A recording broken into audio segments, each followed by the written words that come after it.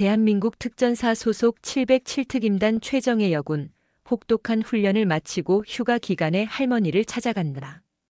그녀는 폐지를 줍던 할머니가 리어카로 길을 막았다며 조폭에게 멱살이 잡혀있는 모습을 보게 되고 조폭의 손목을 강하게 비틀어 잡아챘다. 하지만 조폭은 그녀를 무시하고 조롱했는데 결코 해서는 안 될 짓이었다. 본 영상 시청 전 구독과 좋아요 부탁드립니다. 저의 영상 제작에 큰 힘이 됩니다. 감사합니다. 2달 동안 땅바닥과 하늘 사이를 기어오르며 수백 번 죽고 살아난 몸이었지만 이소유는 여전히 군장처럼 단단했다. 휴가 출발 신고를 마치고 막사를 나서면서도 전투복 상의와 검은 베레모를 그대로 고수했다. 베레모 앞 단검 문양이 뜨거운 햇볕에 은은히 반사될 때마다 누군가 바라보는 시선이 뒤통수에 박혔지만 신경 쓰지 않았다. 오로지 한 사람, 폐지를 모아 자신의 삶을 지탱해 온 할머니만 생각했다. 지하철역에서 내려 낡은 아파트 단지가 보이자 소윤의 발걸음이 저절로 빨라졌다. 그러나 단지 입구를 막은 검은 세단 한 대가 먼저 시야를 가로막았다. 번쩍이는 범퍼 앞에 노란 리어카가 빗둘게 끼어 있었고 리어카 손잡이를 붙잡은 채 할머니가 몸을 웅크리고 있었다. 차문이 열리더니 와이셔츠 소매를 걷어 올린 사내가 나와 할머니 멱살을 거칠게 틀어주었다. 어르신, 길 좀 비키라니까 못 알아듣겠어? 사내의 팔뚝엔 번들거리는 문신이 빼곡했다. 할머니의 허리 쪽 폐지 더미가 휘청 흔들리며 몇 장씩 바닥에 흩어졌다. 소유는 심장이 목으로 튀어오르는 걸 느끼며 몇 걸음의 거리마저 지웠다. 손이 먼저 움직였다. 사내가 할머니를 뒤로 밀어붙이려는 찰나 그의 손목을 뒤에서 낚아채 비틀었다. 뚝 하는 뼈 마찰음과 함께 낯선 비명이 아파트 복도에 울렸다. 지금 당장 놓으세요. 사내는 고통에 고개를 돌리면서도 헛웃음을 흘렸다. 이게 뭐야? 아빠 군복이라도 빌려 입었냐? 그는 손목을 빼내려 버둥거렸지만 정작 잡고 있던 힘줄은 더 깊이 꺾여갔다. 훈련에서 익힌 관절각은 잔인할 정도로 완벽했다. 할머니가 떨리는 목소리로 말했다. 소윤아, 됐다, 놔줘라. 괜히 일 키우지 마라. 호소에 가까운 말이었지만 이미 사내의 눈빛은 도구로 변해 있었다. 다른 문신남 2명이 차에서 내려 퍼진 담배 연기와 함께 골목을 가뒀다. 한 놈은 주머니에서 망치 손잡이를, 다른 놈은 철 파이프를 뽑아들었다. 소유는 숨을 길게 내쉰 뒤 할머니를 뒤로 감싸 안았다. 여긴 제가 해결할게요. 베레모 챙 아래 눈길이 칼날처럼 쇠파이프 끝에 맞섰다. 사내들이 손에 든 금속이 석양빛을 받아 번쩍였고 아스팔트 위 공기가 쩍 갈라지듯 긴장감이 조여왔다. 첫 번째 놈이 파이프를 허리 높이로 휘둘렀다. 소유는 왼발을 반 걸음 뒤로 빼며 상체를 숙였다가 곧바로 팔뚝으로 파이프를 감싸 올렸다. 고통 대신 몸속 탄성이 충격을 흡수했다. 다음 순간 그녀의 무릎이 상대의 복부에 파고들었고 파이프가 지면을 구르며 클랭 소리를 냈다. 다른 한 놈이 망치를 내리치듯 달려들었으나 소유는 망치 손목을 가로채 어깨 위로 넘겼다. 어깨 관절이 빠지는 둔탁한 소리와 함께 망치가 허공을 갈랐다. 사내들의 중심이 깨지자 멱살 잡혔던 할머니가 바닥에 주저앉았다. 소유는 한 손으로 할머니를 뒤로 밀어 안전거리를 확보하고 다른 손으로 파이프를 발끝으로 밀어 차올렸다. 금속 막대가 반원 궤적을 그리며 손안에 들어오자 차량 옆에 비스듬히 기대 선 주먹 문신남과 눈빛이 엇갈렸다. 여기서 끝내요. 더 다치지 않으려면. 문신남은 입꼬리를 비틀며 피어오른 담배 연기를 내뱉었다. 계집애 주제에. 그가 바지춤에서 접이식 칼을 꺼내들었다. 거칠게 펼쳐진 칼날이 햇빛을 받아 번개처럼 번뜩였다. 소유는 칼날과 자신의 숨결 사이 거리를 계산하며 베레모 챙을 살짝 내렸다. 군복 위장 무늬가 훈련장 모래밭을 기억하듯 몸이 스스로 다음 동작을 예고했다. 척추가 고양이처럼 살짝 굽었고 손가락이 무기로 변할 준비를 마쳤다. 골목 양쪽에서 집집마다 창문이 살짝 열리며 숨죽인 시선들이 스며들었다. 누구도 소리내어 말리지 못했다. 바람마저 멈춘 듯한 정적 속에서 검은 칼날이 마침내 이빨을 드러내며 날아들었다. 거리의 공기가 날카롭게 갈라졌다. 칼날이 일직선으로 파고드는 순간 소유는 발을 비틀어 몸을 반바퀴 회전시켰다. 허공을 가른 칼끝이 팔뚝 피부를 스치며 얇은 선 하나를 남겼고 동시에 그녀는 상대의 손목을 움켜잡아 비틀었다. 손끝에서 뚝하고 관절이 밀려나는 감각이 전해졌다. 칼이 바닥에 튀어오르며 쇳소리를 냈고 문신남의 얼굴이 창백하게 일그러졌다. 다시 짧은 비명이 골목벽에 부딪혔다. 소유는 쓰러진 남자의 손목을 발끝으로 밀어 먼지 위에 고정하며 눈길을 돌렸다. 망치와 파이프를 놓친 두 명이 이미 휘청거리며 후퇴 중이었다.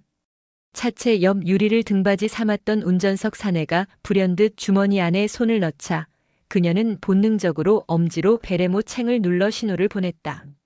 어디선가 지나가던 배달 오토바이가 급브레이크를 밟고 멈춰섰다. 투명 헬멧 뒤에 숨어있던 라이더가 사태를 파악하자 핸드폰으로 다급히 번호를 누르기 시작했다. 눈앞에서 조직폭력배가 제압당하는 장면은 그 자체로 충분한 신고 사유였다. 운전석 사내는 전화기에 손을 얹은 채 주저앉은 부하들을 노려봤다. 피가 묻은 칼과 파이프, 망치가 햇빛에 노출되자 더 이상 비밀로 남기 힘든 상황이 되었다. 결국 그는 속으로 욕설을 삼켰고 두껍게 칠한 문신이 목 부위까지 파르르 떨렸다. 오늘은 이쯤 하지. 늙은이한텐 운이 좋았다고 전해. 사내가 부하들을 휘청대며 차에 태우려 했지만 소유는 뒤로 한 걸음도 물러서지 않았다. 칼날에 그어져 피 맺힌 팔뚝을 짧게 움켜쥐고 검은 베레모 앞챙을 고추 세웠다. 그 단호한 시선이 사내의 뒤통수를 꿰뚫었다. 다음에 또 할머니 건드리면 그땐 손목만은 아닙니다. 사내의 대답 대신 차량 가소금이 골목을 흔들었다. 검은 세단이 먼지를 날리며 사라지자 주차돼 있던 차들 사이에서 웅성거림이 새어나왔다. 베란다 커튼 뒤 유리창 틈새마다 공포와 호기심이 뒤섞인 눈동자가 숨죽이고 있었지만 누구도 문을 열어 나서지 않았다. 할머니는 여전히 땅에 떨어진 폐지를 한 장 한 장 주워 담고 있었다. 작은 손이 폐지 더미를 정리하려 애쓰다가 부러진 리어카 손잡이를 붙잡고 툭툭 털었다. 소윤이 다가가서 리어카를 세워 도와주려 하자 할머니는 먼저 손등으로 눈가를 닦았다. 잘못 본 거 아니지? 내가 진짜 사람을 때렸나? 소윤은 할머니의 떨림을 느끼며 고개를 끄덕였다. 안 다쳤어요. 순옥 할머니가 다치실 뻔했잖아요. 할머니는 머뭇거리다 소윤의 피 맺힌 팔을 보았다. 노쇠한 손가락이 피를 따라 움직였다. 이렇게 만들어 놓고 안 다쳤다니 다친 건 그냥 상처가 아니고 그 사람들 마음이지. 원래 그놈들은 물러서질 않는다. 소유는 할머니를 부축해 골목 끝 작은 슈퍼마켓 앞 의자에 앉혔다. 팔 상처엔 응급 소독제라도 뿌리려 했지만 할머니가 손목을 잡았다. 집에 가자. 동네 사람들 시선이 괜히 더 뜨거워. 집으로 향하는 길, 폐지 가득한 리어카 바퀴가 덜컹거릴 때마다 할머니 몸도 뒤로 젖혔다. 주름 깊은 얼굴이 한껏 굳어 있었고 그때마다 소유는 뒤를 돌아 골목 끝이 조용한지 확인했다. 아파트 엘리베이터가 멈추자 할머니는 갑자기 두 손으로 베레모를 움켜쥐었다. 그 작은 몸에서 낯선 결기가 묻어났다. 내가 군인이어도 힘이 있어도 이 동네 사람들은 그 힘을 무서워하지 못한다. 내일 당장 또 올 거다. 이번엔 리어카가 아니라 내 허리뼈가 부러지겠지. 소유는 벗긴 전투장갑을 주머니에 찔러 넣으며 침묵을 삼켰다. 특임단에서 배운 규율은 임무의 최소 개입, 필요시 최대 제압이었다. 그러나 지금 필요한 건 군사작전이 아니라 살아있는 공동체의 용기였다. 밤이 되자 더욱 난감한 현실이 드러났다. 아파트 관리소장이 소윤을 찾아와 조용히 문을 닫았다. 아가씨, 오늘 낮에 그 사람들한테 시비 붙었댄 얘기 들었어. 우리도 무섭다네. 여기 CCTV도 몇 달 전부터 그쪽 조직이 관리실 와서 가져가곤 해. 녹화본이 남아있을지 모르겠어. 경찰에 신고했잖아요. 아까 출동했던 지구대가? 그 사람들도 어쩌겠나. 이런 일 한두 번 아니야. 관리소장은 고개를 떨궜다. 결국 피해는 주민 몫이니 제발 조용히 넘어가자네. 소유는 관리소장이 나가자마자 창문을 열어 밤 공기를 삼켰다. 할머니는 커피포트에 뜨거운 물을 붓고 있었다. 손은 떨리는데도 고개를 들지 않았다. 소윤아, 나도 내 힘으로 먹고 살려고 폐지 주워왔다. 내가 시끄럽게 만들면 동네 사람들이 내 리어카를 못 보게 하려고 전봇대에 묶어놓을지도 몰라. 그러면 나는 더 이상 살 길이 없다. 늙은 목소리에 묘하게 깃든 체념이 소윤 가슴을 조여왔다. 돌처럼 단단했던 특임단 훈련이지만 공포에 길든 민간인들의 두려움을 부수는 방식을 가르쳐 주진 않았다. 그녀는 주먹을 꽉 쥐고 손등이 하얗게 떠오르도록 힘을 줬다. 다음 날 새벽 5시. 할머니는 여느 때처럼 리어카를 끌고 나가려 했지만 바퀴가 박살 나 있었다.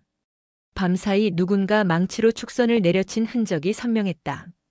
손잡이엔 검은 먹물로 씌어놓은 글씨가 흐릿하게 번져 있었다.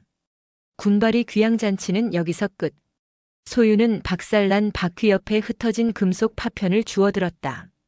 피 묻은 철조각이 새벽빛에 은빛으로 번쩍였다. 할머니는 눈도 못 마주치고 리어카 난간을 어루만졌다. 그 손끝엔 늙은 굳은 살과 저린 혈관이 뒤엉켜 있었다. 그 순간 소윤의 머릿속엔 2달 만에 막사 생활로부터 벗어난 휴가라는 2글자가 완전히 사라졌다. 검은 베레모가 다시 제자리에서 무게를 찾는 느낌이었다. 팔 상처가 벌어져 뻣뻣해졌지만 상처의 열기보다 속에서 끓어오르는 분노가 더 뜨거웠다. 할머니, 지금부터는 저도 방법을 바꿀 거예요. 할머니는 깜짝 놀라 눈을 들었다. 제발 무기 들 생각은 말아라. 소유는 슬며시 웃었다. 무기는 쉬는 시간에 챙기지 않아요. 대신 저 혼자 싸우지 않을 거예요. 그녀는 휴대폰을 꺼내 화면을 스크롤 올렸다. 707 특임단 동기 단체방. 무뚝뚝한 별명들이 새벽 시간에도 접속 중 아이콘을 띄우고 있었다. 현지야, 부탁 하나만 할게. 화면 너머로 새벽빛 같은 메시지가 흘렀다. 무조건 살려줄 테니 좌표 줘. 그 말 한 줄에 소윤의 등에 얹혀있던 보이지 않는 갑옷이 다시 제 위치를 찾았다. 민간인이 겪는 공포의 무게도 할머니가 망가진 리어카 앞에서 흘린 눈물도 이제 더는 혼자 감당할 짐이 아니었다. 누군가는 뜨거운 총열 대신 차가운 증거와 주민의 연대를 모아야 했다. 그리고 그 일을 할 줄 아는 사람은 바로 자신이었다. 새벽 공기가 서서히 밝아지는 와중에도 어둠 속에서 무거운 발소리가 골목 어딘가에 남아 있었다. 소유는 검은 베레모챙을 어둠 쪽으로 돌렸다. 아무것도 보이지 않았지만 그곳에 반드시 또 누군가가 서 있을 터였다. 그리고 다음번엔 그 발소리를 두려워해야 할 쪽이 달라질 것이다. 밤사이 내린 짙은 안개가 새벽 골목에 눅진하게 깔려 있었다. 리어카를 밀어두던 할머니는 아랫배가 뻐근해져 잠을 설쳤고 이소윤도 편히 눕지 못했다. 폐지 더미를 다시 묶으며 할머니는 경찰에 괜히 신세 지지 말자며 연방 손사래를 쳤다. 그 말투엔 오래전부터 스며든 체념과 가난이 섞여 있었다. 소유는 할머니 등 위에 묻은 먼지를 털어주면서도 눈길은 끊임없이 단지를 순찰했다. 전투복 형광 실밥 사이로 새벽 이슬이 맺혔지만 그녀의 신경은 단 한순간도 풀리지 않았다. 아침 9시쯤 검은 벤이 단지 입구를 가로막았다. 창문이 내려가더니 누군가 봉투를 들고 경비 초소로 걸어 들어갔다.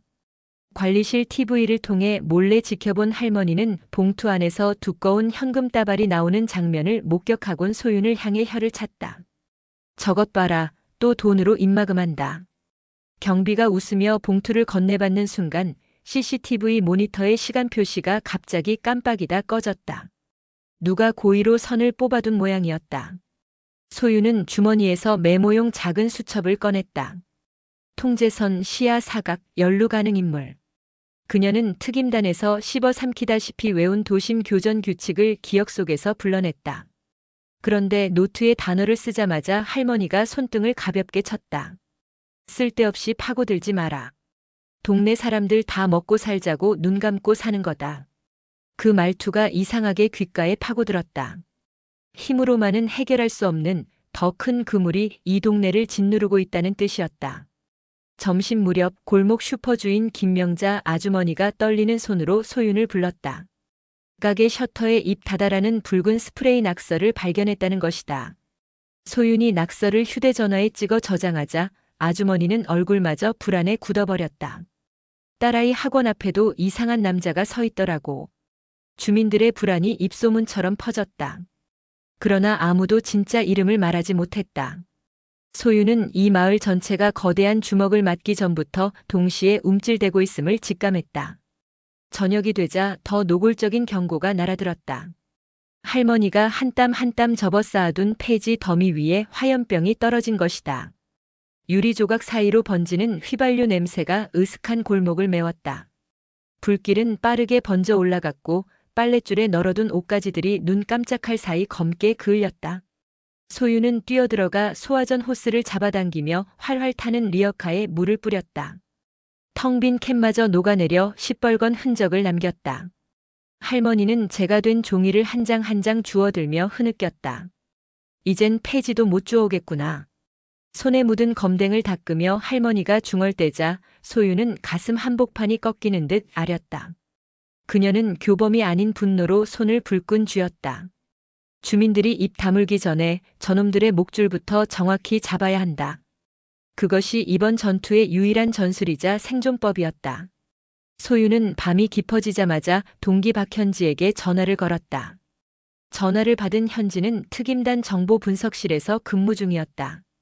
지역 코드와 범죄 패턴을 보내줘. 금융 계좌부터 돌려볼게.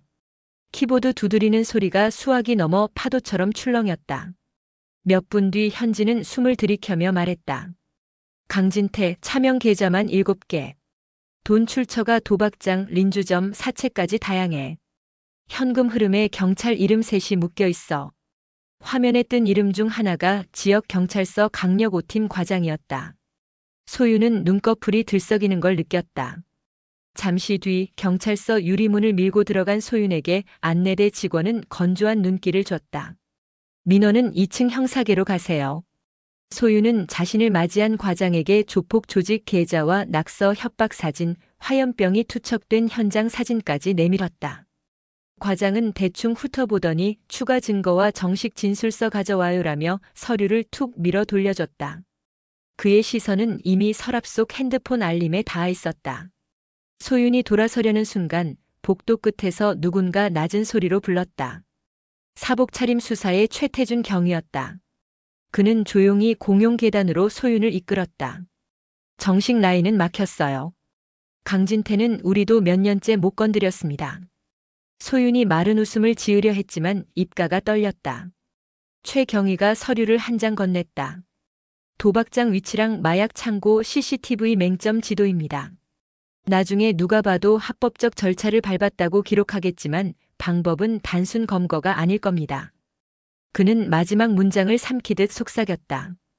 그 대신 제가 경찰서 내부 기록을 다 지켜보죠. 소유는 계단 난간에 기대 서류를 펼쳤다. 지도에 빨간 동그라미가 3곳, 푸른 세모가 2곳. 그 점들은 모두 자정 무렵 일제히 문을 닫고 새벽 3시에 다른 창고로 현금과 마약을 이동시켰다. 기가 막힐 정도로 치밀한 경로였다. 그러나 그 타이밍만 알면 한꺼번에 올가미를 씌울 수 있는 허점이기도 했다. 그녀는 손가락으로 이동 경로를 따라가며 속으로 작전 동선을 그렸다. 민간인 피해 없게 최대한 조용히 끝낼 겁니다. 소윤이 말했다. 최경희는 쓰디쓴 미소를 지었다. 707이 조용히를 말할 때가 제일 무섭죠. 다만 할머니부터 안전하게 숨어 계셔야 합니다. 단지 주민들이 먼저 입장을 바꿔야 할지도 몰라요. 돌아오는 길 복도 창문에 비친 자신의 얼굴이 낯설었다. 베레모 챙 아래 눈빛이 전투장에서만 드러나는 싸늘함을 품고 있었다. 혼잣말처럼 입술이 움직였다. 이번엔 절차가 아니라 결과로 기록된다. 아파트 옥상 난간에 기대선 도시의 밤빛은 낯빛으로 흐렸다. 그 무색의 하늘 아래 소유는 믿음을 잃어버린 주민들의 두려움을 자신의 어깨에 덧댔다. 그리고 첫 전선을 긋듯 숨을 깊이 들이쉬었다. 새벽 1시 박현지가 전송한 암호화 메시지가 도착했다. 돈 세탁 서버 위치 추출. 내일 240만 310 현금 마약 이동 확인됨. 창고 지삼가 핵심. 메시지 끝에 하트 대신 방패 모양 이모티콘이 달려 있었다. 소유는 짧게 웃었다. 지금부터 숨 쉴 때마다 타깃의 동맥 소리를 들을 때까지 그녀는 밤을 벗삼아 근육과 장비를 점검할 것이다. 심장은 이미 속삭이고 있었다. 다음 새벽 검은 베레모는 다시 피비린내 속에서 빛을 발할 것이다. 비가 내리기 시작한 건 밤 11시가 조금 넘어서였다. 비릿한 냄새가 골목 바닥 먼지와 뒤섞이며 공기를 누겨놓았다. 단지 뒤편 공원 벤치에 앉은 이소유는 후드를 눌러쓰고 침착하게 시간을 재고 있었다. 팔 안쪽에 붙인 탄성 붕대 밑으로 칼자국이 간헐적으로 저렸지만 심장 박동은 가라앉은 호수처럼 고요했다. 시계 초침이 새벽 2시를 가리킬 즈음 휴대전화 화면이 짧게 떨렸다. 이동 시작. 지삼창고 후문 트럭 2대. 박현지가 보낸 암호 메시지였다. 동시에 골목 너머에서 디젤 엔진음이 스멀스멀 기어나왔다. 소유는 천천히 벤치를 떠나 우산을 뒤집어 쓰듯 몸을 말았다. 검은 베레모는 방수 재킷 모자 속에 숨겨두었다. 눈은 캄캄한 잿빛을 헤치며 트럭 미등을 쫓았다. 트럭이 끼익 소리를 내며 변전소 옆 좁은 샛길로 사라질 때 그녀는 후드를 젖히고 귀에 이어폰처럼 끼운 초소형 무전을 눌렀다. 현지 진입한다. 지삼창고는 도시 변두리 폐차장과 보세창고 사이 끼워진 슬래브 건물이었다. 주간엔 폐목재를 쌓아두는 업체를 가장했지만 야간엔 도박장 자금과 마약을 임시 보관하는 핵심 금고 역할을 했다. 창고 뒤에는 버려진 열차 선로가 이어져 있었고 선로를 따라 잡초가 무성하게 자라 길을 가렸다. 소유는 무릎까지 올라오는 풀숲을 헤치고 굴다리를 통과해 후벽 환기덕트 아래로 몸을 낮췄다. 박여원의 목소리가 무전으로 갈렸다. 열상의 인원 5. 금고실은 중앙. 770 코드명 북두. 측면 경로 클리어. 소유는 얇은 수직 절단기를 꺼내 환기 그릴 나사를 하나씩 풀어냈다. 습한 공기와 함께 기계 기름 냄새가 섞여 뿜어져 나왔다. 통로 안으로 몸을 집어넣자 금속판이 숨막히게 가까웠지만 그녀는 여유 있게 엎드린 자세로 기어갔다. 통로 끝에서 로프를 내려 창고 내부 철제 발코니로 사뿐히 착지했다. 발밑으로 보이는 바닥엔 팔뚝만 한 현금 다발을 담은 검은 가방들이 줄맞춰 놓여 있었다. 한쪽 벽 모니터에서 CCTV 화면이 돌아가고 있었고 운영 책임자로 보이는 남자 둘이 장부를 맞춰보고 있었다. 그 옆엔 상자 몇 개가 있었는데 뚜껑이 살짝 열려 흰색 분말이 새어나왔다. 소유는 복도 난간을 따라 무음으로 이동해 금고실 출입문 위 각도 있는 사각을 확보했다. 금고실 문 앞 경비가 담배를 꺼내려는 순간 천장에서 몽당 연필 크기 드론이 소리 없이 내려왔다. 드론이 적외선 조명 대신 발광 다이오드 2점을 깜빡이며 경비의 눈앞에서 번쩍이자 그는 욕설을 내뱉으며 손으로 허공을 휘저었다. 바로 그 틈을 타 소유는 발코니에 숨겨두었던 얇은 와이어를 던져 드론 후미에 연결했다. 드론이 관성대로 천천히 뒤로 빠지면서 와이어 끝이 경비의 손목을 감았다. 경비가 얼굴을 찡그리며 손을 내젓는 순간 와이어는 팽팽히 당겨졌고 소유는 허리를 비틀어 와이어를 난간에 걸어 잠갔다. 손목이 의자 팔걸이에 묶이듯 당겨지자 경비가 비명을 질렀다.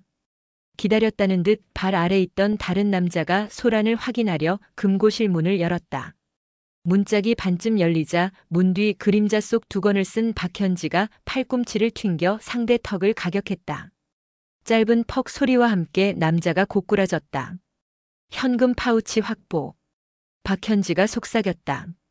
소유는 발코니 난간에 다리 하나를 걸친 채 로프를 타고 아래로 미끄러졌다. 바닥에 닿기도 전에 경비가 복부를 움켜쥐며 비틀거렸다. 그는 허리춤에서 권총을 꺼내려 했지만 소윤의 오른손이 총열을 눌러 아래로 돌렸다. 방아쇠가 당겨지며 총성이 바닥에 단단히 박힌 순간 마치 상징처럼 경비의 눈에서 공포가 빠져나갔다. 뒤이어 그녀의 무릎이 턱을 찍고 경비는 그대로 의자와 함께 나가떨어졌다.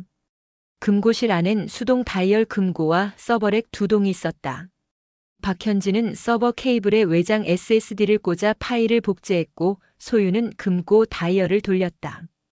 특임단에서 배운 촉각 신호 판별법으로 4번째 숫자를 찾을 즈음 창고 전면 셔터가 쾅 소리를 내며 열렸다. 노란 헤드라이트 불빛 사이로 강진태가 나타났다. 상처도 아물지 않은 상태에서 다시 딱딱한 웃음을 짓고 있었다. 또 만났네, 군복 애송이. 트럭 적재함에서 4명이 뛰어내려왔다.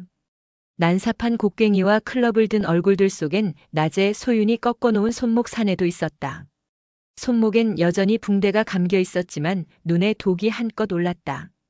금고가 탁 하고 열리는 순간 소윤은 현금을 담은 검은 가방을 집어들고 금고실 문을 박차고 나왔다.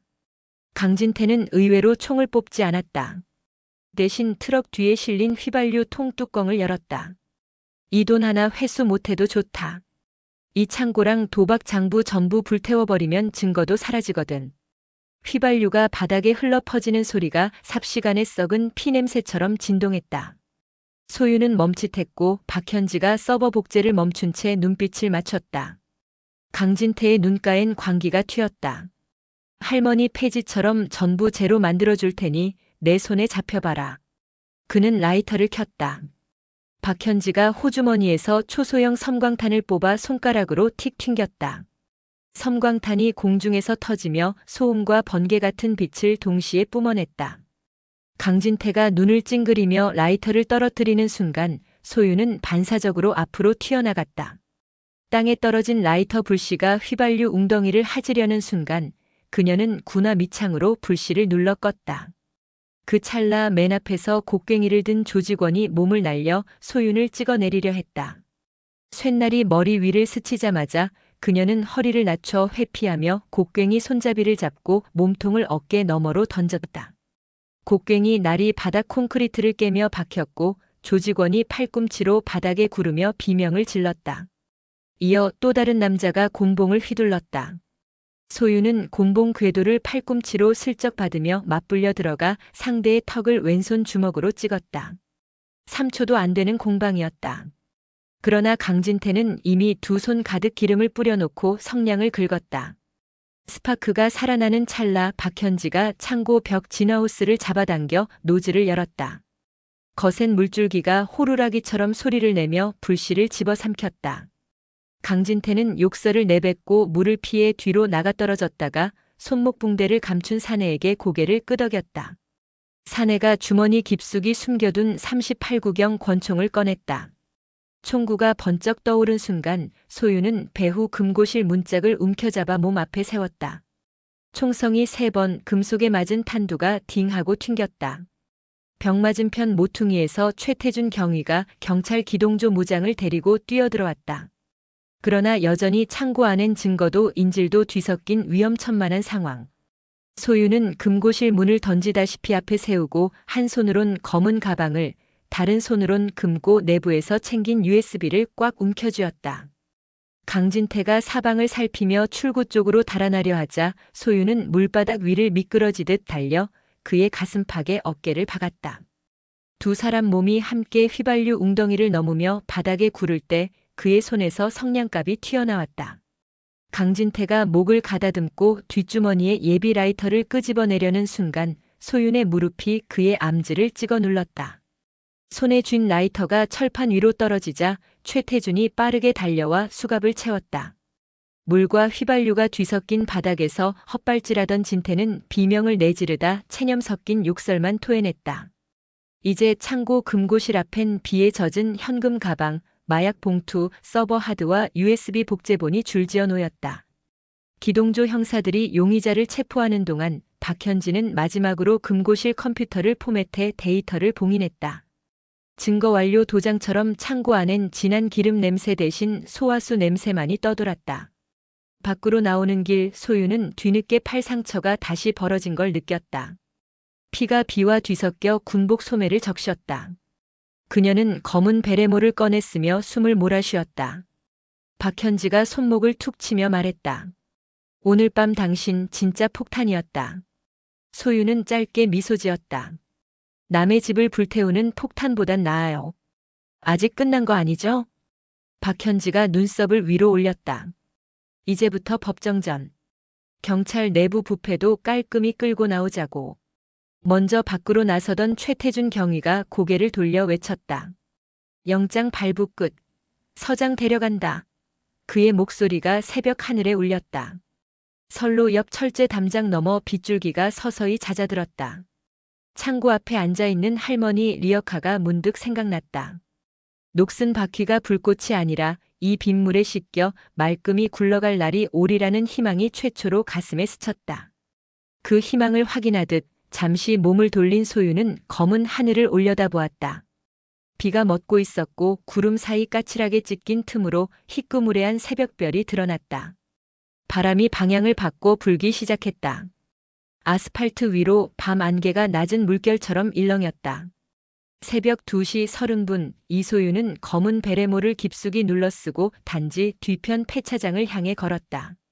비탈길 아래 콘크리트 담을 넘으면 강진태 일당이 현금과 마약을 옮기는 창고 지삼까지 직선거리로 300m, 그러나 외부 경계는 의외로 허술했다.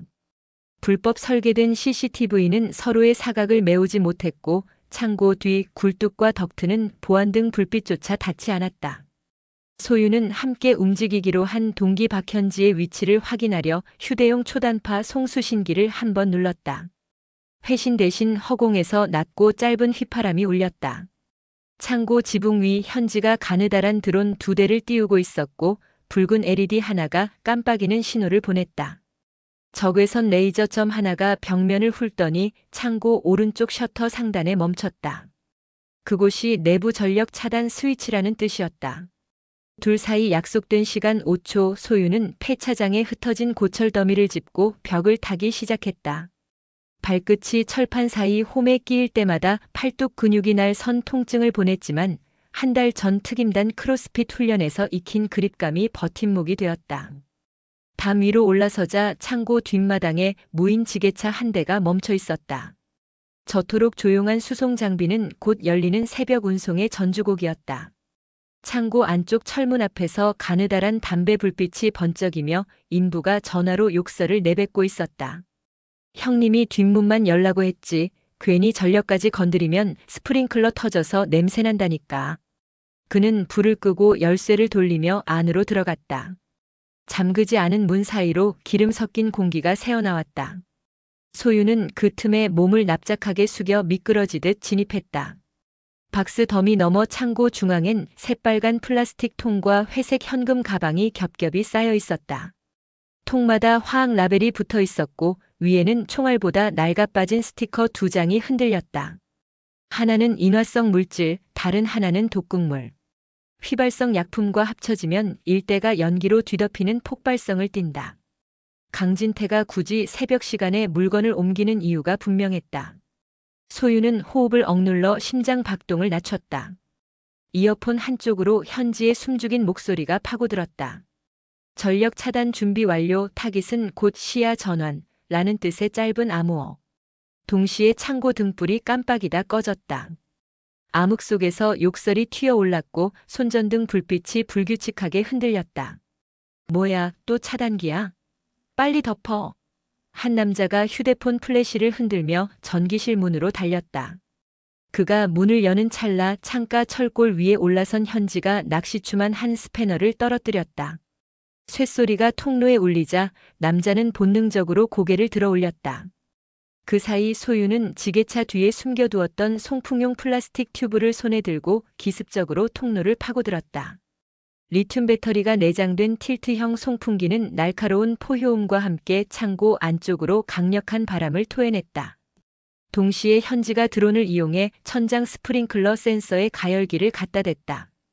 급작스러운 온도 변화와 송풍기의 바람이 센서를 교란하면 자동 소화 장치가 일시적으로 마비된다. 불난척 소동을 일으켜 내부 인원이 대피하지 못하게 만드는 역발상 작전이었다. 호기심과 공포가 뒤섞인 직원들이 현금을 싣고 도주로를 찾으려 기웃거릴 때 소유는 이미 창고 슈트케이스 손잡이를 떼어낸 뒤 그 안에 달린 GPS 추적기를 자물쇠 틈으로 밀어넣었다.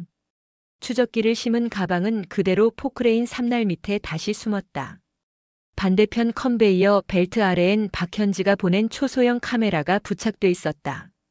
실시간 영상이 군용 암호 채널을 통해 이중 저장되고 있었다. 작업은 5분 남짓이었으나 긴장감은 몇 시간을 삼킨 듯 했다.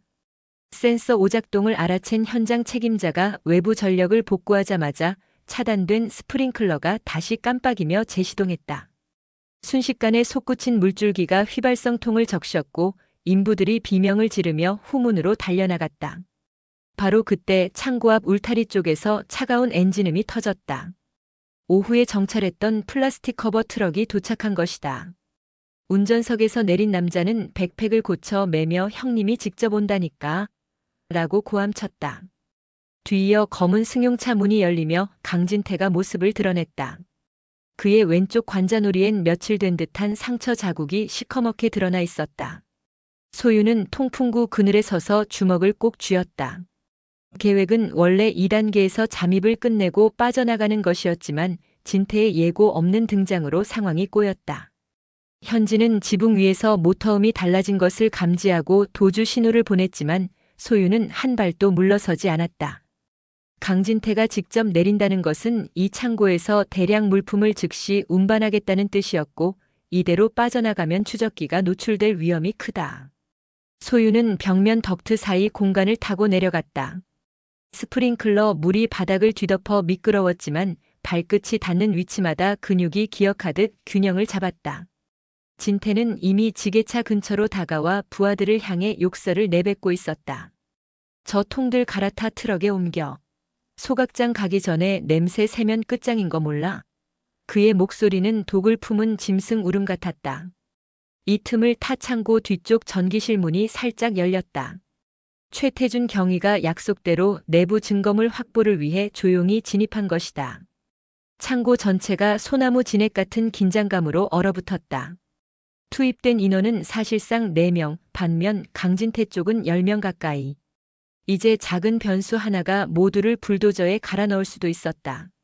소유는 숨을 삼키고 포켓 속 전기 충격탄 2개를 꺼냈다.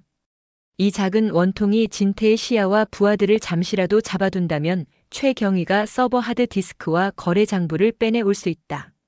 시간은 최대 40초. 베레모챙이 물에 젖어 무거워졌지만 그녀는 고개를 들어 창고 지붕에 서 있던 현지와 시선을 맞췄다. 눈빛 한 번, 그것이면 충분했다. 첫 번째 전기탄이 강진태 오른편 드럼통 옆으로 굴러갔다. 찰나의 휘파람, 이어 터지는 섬광. 심장이 도려지는 듯한 청색빛이 창고를 가득 채웠고 부하들이 눈을 감싸며 뒤로 넘어졌다. 소유는 그 틈에 구르고 뛰고 미끄러지며 스프링클러 물바닥 위를 미끄러지듯 전진했다. 강진태는 귀를 막은 채 욕설을 뱉었지만 아직 상황을 파악하지 못한 얼굴이었다. 두 번째 전기탄이 진태 발치로 터지면서 금속 파편이 튀었고 그는 본능적으로 몸을 숙였다. 그 순간이었다. 창고 천장 패널이 뚜껑처럼 열리며 현지가 강철 케이블을 타고 내려왔다. 부하 셋이 어리둥절한 눈으로 위를 올려다봤다. 그들이 시선을 빼앗긴 바로 그 틈, 최태준은 전기실에서 서버 백업 하드 6개를 빼내 들고 달렸다. 하드가 든 가방이 물에 젖지 않도록 밀봉된 캡슐을 씌웠고 계단 이용 대신 지게차 포크에 올라타 한 번에 바깥으로 튀어나갔다. 강진태는 드디어 정면 상황을 깨닫고 손등으로 물을 튀기며 일어섰다. 코끝이 헉소리를 내며 들썩였고 주머니에서 접이식 총열을 꺼내 장전했다. 그 계집이네. 그는 소윤을 확인하자마자 방아쇠를 당겼다. 총성이 지붕을 탔고 쇠조각이 통로 벽에서 튀며 스파크를 냈다. 소윤은 덕트 아래 컨베이어 벨트 뒤로 굴러들며 가까스로 총알을 피했다. 후퇴도 진입도 불가능해진 순간 물웅덩이 속 전류가 찰나의 냉기로 퍼졌다. 소윤은 급히 물 위로 몸을 일으키며 최태준에게 무전기를 쥐어보냈다. 박현지가 다시 전력 차단을 걸면서 창고 안은 완전한 암흑 속으로 들어갔다. 강진태와 부하들이 손전등 불빛에 의지해 갈팡질팡하는 사이 천장 드론이 다시 작동해 창고 천정 틈새마다 섬광 스틱을 투하했다. 번개처럼 번쩍이는 빛이 수십 구간에서 동시에 터지며 실명 가까운 충격을 주었다. 소유는 숨이 목구멍과 폐 사이를 다부지게 밀어붙이는 와중에도 물바닥 위를 전투화로 박차고 달렸다.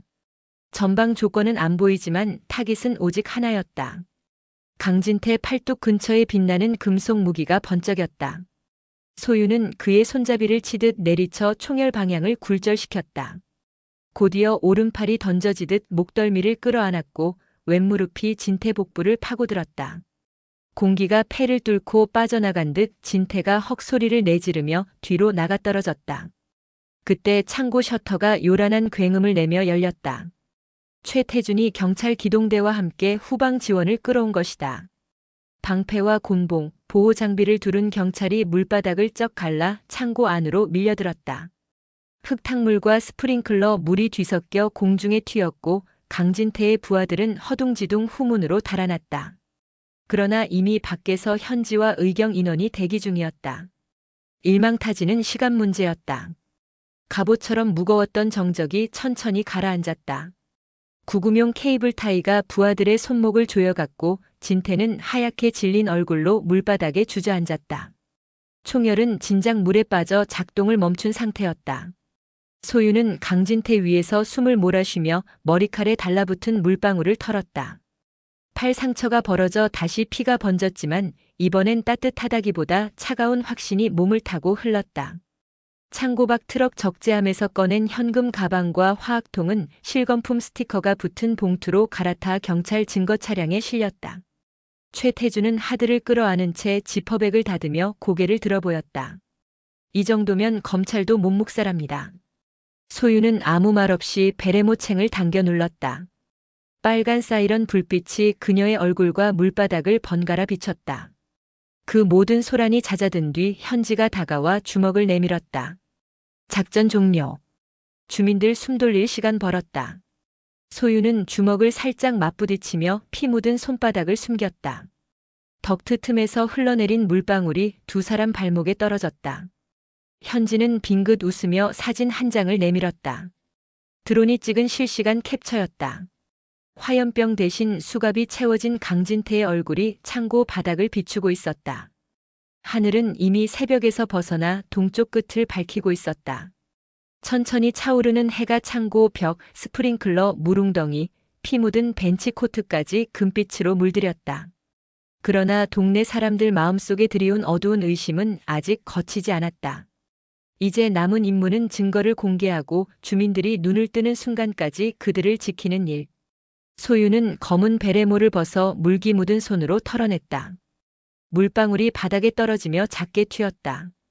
그 작은 울림이 두려움이 깨지고 새로운 아침이 시작된다는 신호인 듯 했다. 새벽 햇살이 창고 철문에 닿기도 전에 수사본부가 차려진 경찰서 강당엔 회색 긴장만 가득했다. 증거 봉투를 든 채 들어선 이소유는 현장 채취가 그대로 밴 냄새를 느꼈다. 바닥에 놓인 플라스틱 크레이트마다 현금 다발과 마약 봉지가 교차로 담겨 있었고 서버 하드 6개가 투명 지퍼백 속에서 무심히 반사빛을 내뿜고 있었다. 그러나 사람들의 얼굴엔 승리감 대신 묵직한 의심이 들어앉아 있었다. 그 의심의 근원은 사건 보고서를 지식여 쥔 채 입술을 꾹 다문 서장 직무대리 노형두 경정이었다. 노 경정은 서류 뭉치로 책상 위를 두드리며 말했다. 증거가 이만하면 충분해도 영장 판사가 서장 뇌물 혐의까지 한 번에 묶을지는 모른다. 기각되면 검찰이 다 털어낼 때까지 조직은 숨 고르며 기회를 볼 거다. 최태준 경위가 주먹을 쥐고 눈을 치켜뜨자 노경정은 낮게 덧붙였다. 아직 안 끝났단 뜻이야. 구속영장 서명 올라가는 밤 10시까지 증거 사수 인원 줄이면 절대로 안 돼. 특히 서버 하드. 그 순간 벽면 TV에서 뉴스 속보 자막이 흘렀다. 불법 도박 마약 조직 일당 검거 주요 인사 신병 확보. 화면 오른쪽엔 강진태가 수갑을 찬 채 고개를 숙인 모습이 방송됐다. 기자는 경찰 관계자의 말을 인용해 조직 자금과 경찰 내부 유착 정황이 포착됐다고 보도했다. 그러나 감흥 대신 회의적인 웅성거림이 강당 구석에서 번졌다. 체포 사실이 이렇게 빨리 언론에 흘러나온 건 내부 정보가 새고 있다는 증거이기도 했다. 박현지가 노트북을 들고 소윤 곁으로 다가왔다. HTTP 로그 분석하니 내부망 IP가 외부 통신에 연결된 흔적이 있어. 하드 암호 풀 때 필요한 복호키 일부가 새나갔을 수 있어. 소윤은 눈썹을 찌푸렸다. 조직에 남은 돈으로는 변호사보다 먼저 유출된 키로 서버 데이터 삭제를 노릴 거야. 현지는 키보드 위 손가락에 힘을 주며 속삭였다. 하드 백업을 내 암호화 클라우드에 복제했지만 원본을 잃으면 법정 증거 능력이 반토막 난다. 강당 밖 복도에선 금속 트롤리를 밀어오는 발소리가 가까워졌다. 방탄조끼를 입은 경찰 둘이 서버 하드 운반 박스를 실어 날랐고 그 뒤를 회색 정장 차림 수사관들이 따라붙었다.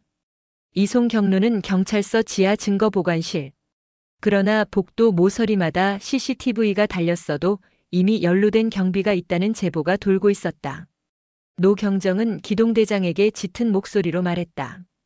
층간 엘리베이터 정지시키고 지하로 내려가는 수직 계단 완전 통제. 그리고 1층 주차장 통로 앞 파수 열어. 그러나 명령이 끝나기도 전에 3층 끝 복도에서 굉음이 터졌다. 누군가 화재 경보기를 강제로 작동시킨 것이다. 이어 스프링클러가 물줄기를 뿜어내며 천장이 통째로 울었다. 경보음에 가려져 사람들 목소리가 뒤엉켰다. 소유는 본능적으로 바닥에 낮은 자세를 취했다. 안개처럼 흩뿌려진 물방울 사이로 비상 조명만 깜빡거렸다. 순간 서버 하드를 실은 트롤리 앞에서 경비복을 입은 사내 둘이 갑자기 방향을 틀어 측면 통로로 밀어냈다. 그들의 허리춤엔 보호수갑 대신 작은 절단기가 빛났다. 증거 빼돌린다. 박현지의 외침이 물소리 속에서 튀어올랐다. 소유는 빗물에 젖은 군화를 차며 추격했다. 복도 끝에 막힌 출구문이 굳게 잠겨 있었지만 경비복 사내 하나가 고무쇠기를 문 아래 틈에 끼워놓고 손도끼로 경첩을 두드렸다. 다른 한 명은 소화전 호스에서 물을 틀어 트롤리 박스를 적시고 있었다. 물에 젖은 전자기판은 금세 감전과 쇼트로 무력화될 수 있다. 소유는 주저앉아 미끄러지듯 다가와 도끼 손잡이를 발목으로 걷어찼다. 도끼가 바닥에 튕기며 스파크를 냈다. 순간 사내가 팔꿈치로 소윤 턱을 노리며 돌진했지만 그녀는 팔뚝으로 충격을 흡수한 뒤 몸을 회전시켜 사내 무릎 뒤 오금에 발을 걸었다. 사내가 뒤로 넘어지며 몸부림치자 바닥에 미끄러진 물이 더 강하게 비산했다. 물줄기를 틀고 있던 다른 사내가 급히 소화전 노즐을 향으로 돌렸다. 고압 물살이 소윤 가슴팍을 강타해 그녀는 잠시 숨이 막혔다. 그러나 특임단 장비는 방수 겸 충격 흡수 소재였다. 소윤은 기침하며 물살을 뚫고 주먹 하나를 사내 턱에 꽂았다. 뼈 부딪히는 둔탁한 소리와 함께 물대포가 멈췄다. 뒤이어 최태준이 방패 두른 기동경찰 둘을 데리고 복도 모퉁이를 돌았다. 그는 소화전 밸브를 급히 잠그고 하드 그대로 라며 외쳤다. 트롤리 박스 뚜껑엔 여전히 봉인 스티커가 붙어 있었지만 측면의 절단기로 그은 흠집이 벌써 벌어진 상태였다. 현지가 합류해 휴대용 방수 커버를 씌우며 낮게 말했다. 램프 2개 손상, PCB 일부 젖었다. 지금 당장 전원 연결하면 불꽃 튄다. 임시 건조장치가 필요해. 노 경정은 기동대장에게 증거보관실 대신 1층 미디어 브리핑룸에 임시 증거 건조대를 설치하라고 지시했다. 브리핑룸은 카메라가 상시 주시하는 구역이라 적어도 대담한 파손 시도를 막을 수 있었다. 그러나 서장실 뒤편 복도로 향하던 팀장급 형사가 갑자기 호출을 받더니 식은땀을 흘리며 되돌아왔다. 서장님이 잠시 면담하자고 하드 이송 잠깐 보류하랍니다. 노 경정은 사색이 되어 형사를 노려봤다. 그 서장은 부패 혐의 피의자야. 지시권 없어. 형사는 묘하게 떨리는 목소리로 중얼댔다. 전화를 법무법인 전관 변호사에게 받으셨답니다. 보관 장소 영상 노출은 인권 침해라나. 순간 강당 복도에 퍼져 있던 경찰들 사이로 냉기 같은 침묵이 흘렀다. 어느 쪽이 아군이고 적군인지 선이 흐려지는 느낌이었다. 소유는 피로와 분노가 뒤엉킨 눈으로 복도 천장을 올려다보았다. 스프링클러 물자국 사이로 형광등 빛이 흐릿하게 번졌다. 법적 절차를 따르라는 명령이 정당한지 아니면 새로운 음모의 신호인지 구분하기 어려울 때 특임단에서 배웠던 마지막 규율이 떠올랐다. 계류 상황에서 판단은 책임자가 아니라 현장 지휘관이 한다. 소유는 노 경정에게 다가가 말했다. 지금부터 증거는 통제 가능한 곳에 넣고 실시간 스트리밍으로 모든 과정 투명하게 공개합시다. 노 경정이 눈을 가늘게 뜨며 답했다. 내가 내부망을 열어 기자단 호출하겠다는 거냐? 맞습니다. 부패 경찰이 숨길 구석 없게 미디어가 살아있는 감시자가 됩니다. 결국 경찰서 로비에 임시 브리핑 테이블이 펼쳐졌고 서버 하드를 밀봉 건조대에 올린 채 24시간 CCTV를 언론에 개방하는 특단의 결정이 내려졌다. 기자들이 플래시를 터뜨리며 몰려오자 부서진 물품 담당 경비들은 손을 떨었고 불법 후견 세력으로 지목된 간부들은 서둘러 자리를 피했다. 그 장면만으로도 시민들 SNS 타임라인은 순식간에 경찰 내부 충돌이라는 해시태그로 덮였다. 그러나 해가 중천에 오르기도 전 또 다른 위기가 찾아왔다. 구속 중이던 강진태가 호송 도중 병원 진단서를 끊어달라며 의도적 실신을 연출한 끝에 간이 수감 병실로 옮겨졌다가 감시 구멍을 비집고 탈주한 것이다. 그가 서장 측근이었던 경비 간부에게 뇌물을 약속하고 수갑 열쇠를 받아냈다는 사실은 뒤늦게 드러났다. 탈주 소식이 무전망을 타고 퍼지자 단지 주민들이 공포에 빠졌다. 폐지 리어카가 쌓여있는 골목, 슈퍼 앞 의자마다 빨갛게 칠한 손모양 스티커가 나붙었다. 빛바랜 벽보처럼 보였지만 주민들은 이것이 강진태가 돌아왔다는 표식이라 소문했다. 할머니는 문틈으로 소윤 팔을 꼭 붙잡은 채 말했다. 저놈들이 뱀처럼 기어다녀. 내가 아무리 해도 결국 살아있는 건 저놈들 아니겠냐? 소윤은 떨리는 숨을 뱉으며 말했다. 이번엔 할머니뿐 아니라 주민들 목까지 겨누고 있어요. 다들 도망만 다니면 끝없이 잡아먹힙니다. 그녀는 폐지 리어카 깨진 바퀴 옆에 주저앉아 마치 전투 계획을 세우듯 구부러진 철살 하나를 천천히 펼쳤다.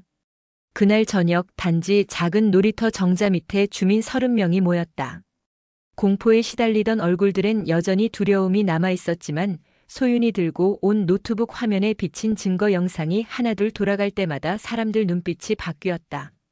경찰서 로비에서 실시간으로 중계되는 하드 건조 장면, 강진태가 뇌물을 건네는 CCTV, 부패 경찰 계좌 내역서까지 확대된 화면.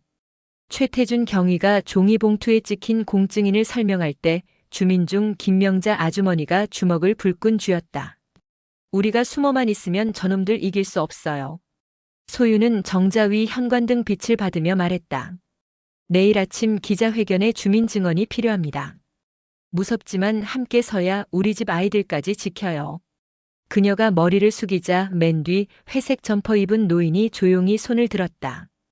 그가 폐지 수레를 끌다 2번이나 돈을 빼앗긴 이웃이라는 걸 할머니가 속삭여 알려주었다.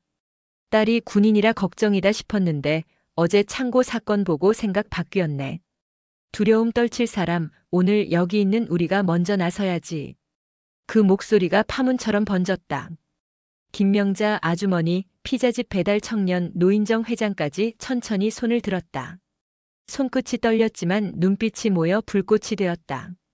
한밤중 골목길을 빠져나가며 주민들은 서로의 이름을 다시 불렀다. 자물쇠 채웠던 입술이 열리자 골목벽엔 익숙한 삶의 말투가 돌아오기 시작했다. 시멘트 냄새 사이로 묘하게 든든한 온기가 퍼졌다.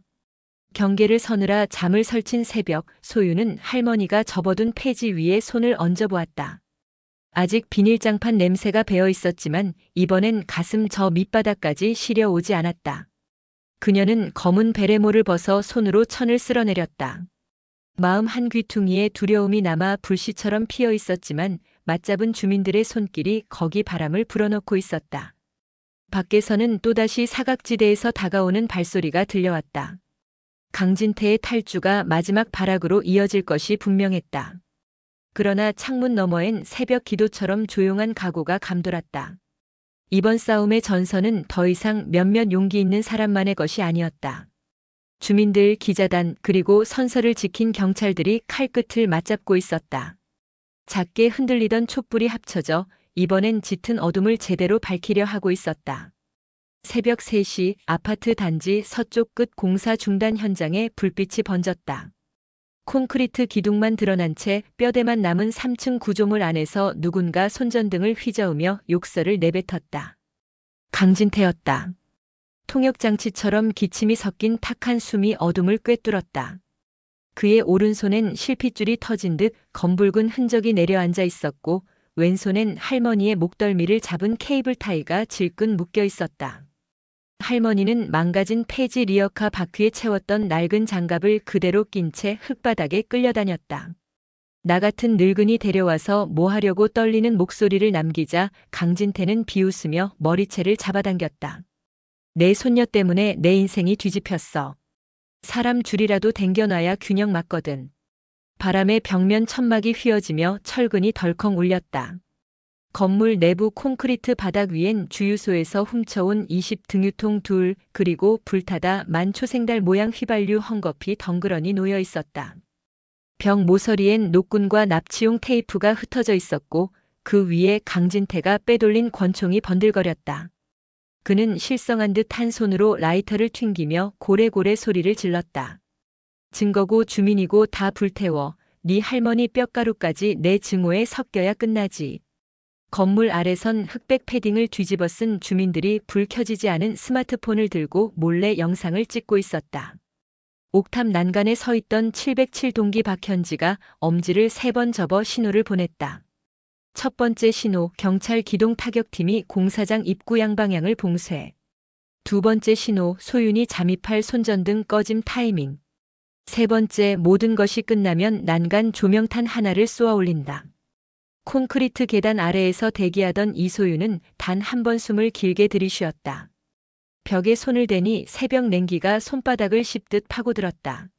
하지만 온몸에서는 707 특임단에서 갈고 닦은 열이 빠르게 기름처럼 번졌다. 그녀는 무릎을 굽혀 두 걸음의 계단을 뛰어올라 2층 슬래브 사이 음영으로 숨어들었다.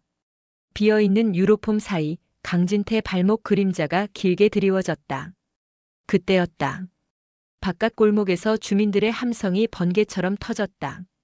진태를 잡아라. 증거를 지켜. 공포에 움츠렸던 목소리가 한꺼번에 달려들어 공사장 철망을 울렸다.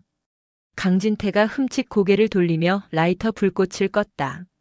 저 미친놈들이 또. 그는 욕설을 뱉고 할머니를 밀치듯 난간 앞 콘크리트 기둥에 묶었다. 끌려온 할머니가 무릎을 꿇으며 기둥에 등을 기댔다. 두 손목이 묶인 채 떨리는 호흡이 새어나왔다. 소유는 그림자를 타고 그의 후방 5m 지점까지 접근했다. 그러나 건물 외벽을 비추던 순찰차 서치라이트가 갑자기 각도를 바꿔 건물 내부를 훑쳤다. 강진태는 지체 없이 권총을 들어 난간 아래로 두 발을 쐈다. 총성이 공사장 비계를 타고 울려 퍼졌다. 직원들, 주민들 모두 숨을 움츠렸다. 다가오면 쏜다. 허위 협박이 아니었다. 공포로 10년을 지배해온 사내의 목소리는 흔들리지 않았다. 그러나 서치라이트가 꺼지기 직전 소유는 충격탄 핀을 당겼다. 타그하며 이체가 열린 소리가 공기를 뱉고 손바닥만 한 금속탄이 강진태 발치로 굴러갔다. 뭐야 외마디가 끝나기도 전에 순백빛 섬광이 폭발했다.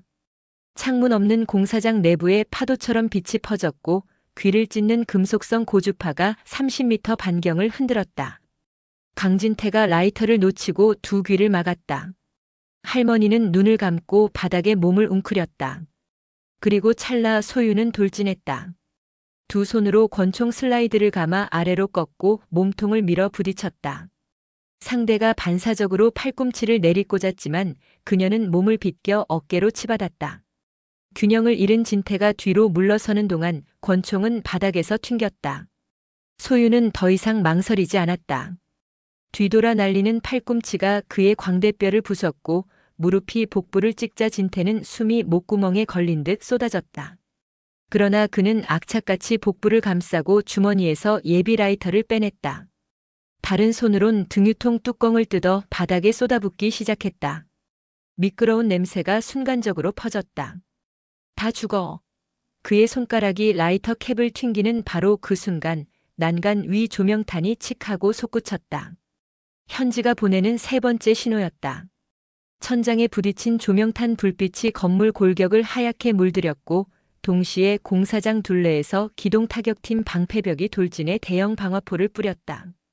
소화액이 폭포처럼 등유통 위를 덮쳤다. 라이터 불꽃이 튀자마자 거센 물줄기에 지워졌다. 소유는 물줄기 사이 빈틈을 뚫고 강진태 손목을 꺾어 뒤로 제압한 뒤 케이블 타이를 당겨 결박했다.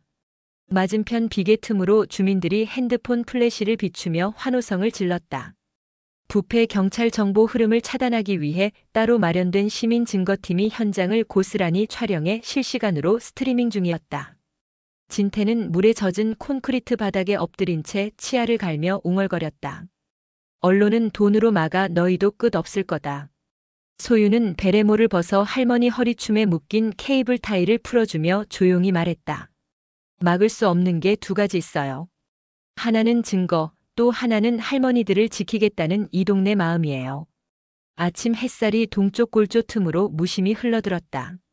기동경찰들이 진태를 밖으로 끌고 나가자 주민들이 만들어낸 인간띠가 자연스레 갈라져 길을 내주었다. 그 눈빛엔 더 이상 두려움이 없었다. 도망칠 수 없는 죄인과 이제야 제 목소리를 찾은 공동체만이 마주보고 있었다. 할머니가 떨리는 다리로 일어서자 소윤이 곧장 부축했다. 균형을 잡으려 손을 내밀던 할머니 손바닥에 여전히 리어카를 끌던 굳은 살이 두툼했다. 이제 조금만 쉬세요. 소윤이 낮게 말하자 할머니는 미소와 눈물을 한꺼번에 띄웠다. 내가 있어, 내가 사네. 아래에선 기자들의 마이크가 솟구쳤다. 최태준 경위가 녹슬지 않은 목소리로 말했다. 지금부터 강진태와 부패 경찰 가담자 전원을 조직폭력배 조직범죄 가중처벌법으로 송치합니다. 증거 물품은 주민대표단과 기자단 광역감시하에 법원에 제출됩니다. 플래시가 터지며 투명 박스 속 서버 하드가 번쩍였다. 소유는 할머니와 함께 언덕 아래 완성되지 않은 아스팔트를 천천히 내려왔다. 대여섯 살 아이들이 알록달록 초등학생 가방을 메고 골목으로 모여들었다. 그중 한 아이가 할머니 손에서 묶인 케이블 타이를 보고 물었다. 할머니 괜찮아요? 할머니는 손등에 맺힌 물방울을 털고 웃었다. 없애려고 수선한 허리띠야. 이젠 필요 없겠지. 아이들 웃음이 아침 공기를 흔들었다. 소유는 그 웃음 속에 베레모를 다시 눌렀었다. 검은 천이 햇살에 반사되어 짙은 남색을 띠었다. 잠깐 스친 산들바람이 베레모 끈을 살짝 흔들었다. 칼끝이 아니라 손끝으로 세상을 지키기 위해 그녀는 다시 발걸음을 옮겼다. 주민들과 함께 준비한 기자회견장으로, 또 특임단 복귀를 앞둔 훈련장으로. 그 길 위에선 더 이상 떨리는 폐지 리어카 바퀴 소리가 들려오지 않았다. 대신 바람에 흔들리는 새 플라스틱 바퀴가 부드러운 소리를 냈다. 어제 주민들이 힘을 모아 할머니께 선물한 새 리어카였다. 소유는 그 바퀴 굴러가는 소리를 들으며 마음속으로 되뇌었다. 이제 공포는 끝났다. 기자회견장은 군중의 체온으로 가득했다. 플래카드 대신 손팻말을 든 주민들이 맨 앞줄을 채웠고 뒤편에는 지역 방송국 카메라와 전국지 기자들이 셔터를 쏘아댔다. 이소유는 단상에 서자 군복 소매 속 팔 상처가 저릿했지만 목소리는 또렷했다. 오늘 이 자리의 증언이 누군가의 용기를 꺾으려는 마지막 위협을 끝낼 것입니다. 우리는 더 이상 숨어 살지 않습니다. 마이크 앞에 선 김명자 아주머니가 떨리는 손으로 진술서를 읽기 시작했다. 폐지 수레를 빼앗기고 폭행당했던 노인, 상가 점포를 위협당해 문을 닫았던 청년, 조직 돈 세탁에 협조를 강요받았던 소상공인까지 주민들의 피해 사실이 구체적 날짜와 장소를 담고 이어졌다. 기자들은 한 음절도 놓치지 않으려 귀를 기울였다. 마치 오래 잠겨있던 우물이 터지듯 침묵 속에서 검은 물살이 쏟아졌다. 그 시각 경찰서 로비 모니터에는 법원 영상 중계가 뜨고 있었다. 강진태와 부패 경찰관 3명이 나란히 수갑을 찬 채 구속영장 실질심사에 서 있었다. 판사의 질문 한마디마다 피고 측 변호인은 말을 더듬었고 제출된 서버 하드와 주민 증언 영상이 화면에 띄워졌다. 배석한 검사단은 하드 복제물과 원본 일치 여부, 계좌 추적 결과, 불법 도박 수익 78억 원의 흐름을 조목조목 설명했다. 증거 인멸 시도가 반복됐고 피해자에 대한 위해 가능성이 높습니다. 판사의 망치가 내려가는 순간 로비에 모여있던 시민들이 박수를 터뜨렸다. 그 소리가 기자회견장까지 전달되자 단상을 내려온 소윤 곁으로 할머니가 다가왔다. 둘은 말없이 서로를 바라보았다. 할머니는 딱딱해진 손을 들어 소윤의 뺨을 가만히 쓰다듬었다. 우리 애 고생 많았다. 소윤은 대꾸 대신 할머니 손등에 입술을 눌렀다. 순간 플래시가 터졌지만 그 빛마저 따뜻하게 느껴졌다. 공포와 침묵을 깨고 나온 작은 공동체가 함께 만든 장면이었다. 한 달 뒤 단지는 완전히 달라져 있었다. 밤마다 골목을 밝히던 낡은 가로등이 LED로 교체됐고 리어카를 끌던 노인들을 위해 주민들이 힘을 모은 폐지 공동 창고가 새로 생겼다. 창고 벽엔 손잡벌 학생들이 그린 벽화가 파스텔처럼 번졌고 그 앞에서 아이들이 공놀이를 했다. 조폭 낙서가 뒤덮였던 셔터에는 이제 우리가 지킨다는 손글씨가 적혔다. 이소유는 휴가 복귀 명령서를 받아들고도 단지를 한 바퀴 돌았다. 새 리어카 바퀴가 보도블록 위에서 부드럽게 굴러가는 소리가 귀에 익숙해졌다. 할머니는 더 이상 폐지를 주워오지 않았지만 새벽마다 산책 삼아 리어카를 끌고 나와 재활용품을 분류해 공동창고에 넣었다. 그러면 동네 아이들이 와서 끈을 묶어두고 젊은 상인들이 근처 재활용업체와 수거 일정을 맞췄다. 고단했던 노동은 공동체의 일상이 되었다. 소윤이 짐을 들고 현관으로 나서려 할 때 할머니가 작은 반찬통을 건넸다. 집된장에 풋고추 잘게 썬 깍두기. 군밥이 아무리 맛있어도 집된장은 못 따라간다는 말에 소윤은 웃으며 경례 대신 두 손을 모아 인사를 했다. 버스 정류장까지 배웅하러 나온 주민들이 둘러섰다. 김명자 아주머니는 손바닥만 한 수첩을 내밀었다. 동네 비상 연락망이야. 정말 위험한 일 있으면 우리도 707처럼 뛸 거야. 글씨가 삐뚤빼뚤했지만 페이지마다 전화번호 앞에 적힌 이름이 눈물처럼 빛났다. 이 작은 수첩이 소윤이 지켜야 할 또 다른 부대였다. 버스가 떠날 때 아이들이 손을 흔들며 외쳤다. 베레모 언니 또 와요. 검은 베레모는 차창에 비친 동네 하늘 아래 남색으로 반짝였다. 창밖으로 골목, 폐지 창고, 공사장 철골이 차례로 지나갔다. 그곳엔 더 이상 손모양 스티커도 시뻘건 낙서도 없었다. 대신 벽돌 색이 온전했고 창문마다 저녁밤 냄새가 피어오르고 있었다. 차가 큰 길로 접어들자 소유는 마지막으로 어깨 너머를 바라봤다. 할머니가 먼 발치에서 리어카 손잡이에 몸을 기대고 있었다. 바람이 헝겊 모서리를 부드럽게 흔들었다. 그 작은 흔들림은 오래전 폐지 더미 아래 묻혀있던 두려움을 대신해 이제는 굳은 살로 남은 삶의 무게를 품고 있었다. 소유는 허리에 찬 군장끈을 살며시 당겼다. 특임단 복귀 후에도 그녀는 알 것이다. 완전히 끝난 싸움은 없고 정의는 늘 다음 골목에 숨어 있다는 것을. 그러나 오늘만큼은 그녀도 할머니도 주민들도 승리를 품을 자격이 있었다. 더 잃지 않기 위해 싸운 사람들의 얼굴 위로 초여름 햇살이 밝게 내려앉았다. 그 빛 속에서 검은 베레모는 새처럼 가벼웠다.